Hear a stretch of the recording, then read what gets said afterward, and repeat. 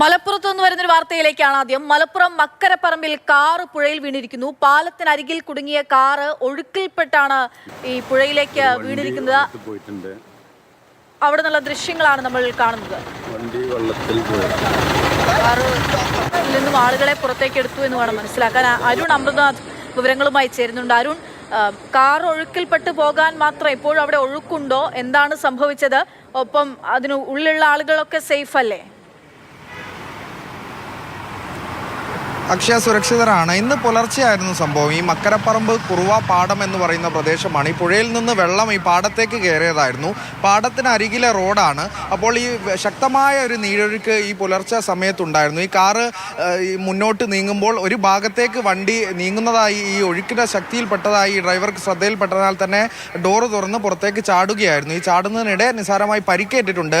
അങ്ങനെ ആശുപത്രിയിൽ എത്തുകയായിരുന്നു. ആ സമയം തന്നെ കാറ് വെള്ളത്തിലേക്ക് വീഴുകയും ചെയ്തു എന്നുള്ളതാണ്. വലിയൊരു അപകടം ഒഴിവായി എന്ന് പറയാം.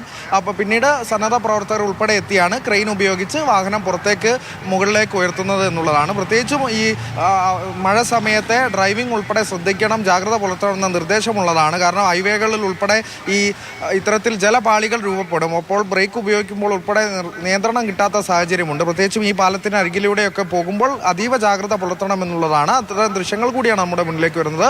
കാർ വെള്ളത്തിൽ പെട്ടു, യാത്രക്കാരൻ സുരക്ഷിതനാണ്, കാർ പുറത്തെത്തിക്കുകയും ചെയ്തു. പക്ഷേ മഴയുണ്ടോ ജില്ലയിൽ? ഇപ്പോഴും മഴയുണ്ടോ? ഇല്ല, നിലവിൽ മഴയ്ക്ക് ജില്ലയിലാകെ തന്നെ ശമനമുണ്ട്. രാവിലെ കാര്യമായ മഴ പെയ്തിട്ടില്ല. അത്തരത്തിൽ അനിഷ്ട സംഭവങ്ങളൊന്നും ഉണ്ടായിട്ടില്ല. ഇത്തരത്തിൽ പരിക്ക് പറ്റിയ ആളെ സുരക്ഷിത ആശുപത്രിയിൽ പ്രവേശിച്ചിട്ടുണ്ട്. ഈ മേഖലയിലെ വെള്ളവും ഇപ്പോൾ നിലവിൽ ഇറങ്ങിയിട്ടുണ്ട്. ആ മേഖലയിൽ റോഡിൽ വെള്ളമില്ല എന്നുള്ളതാണ് പ്രദേശവാസികൾ അറിയിക്കുന്നത്.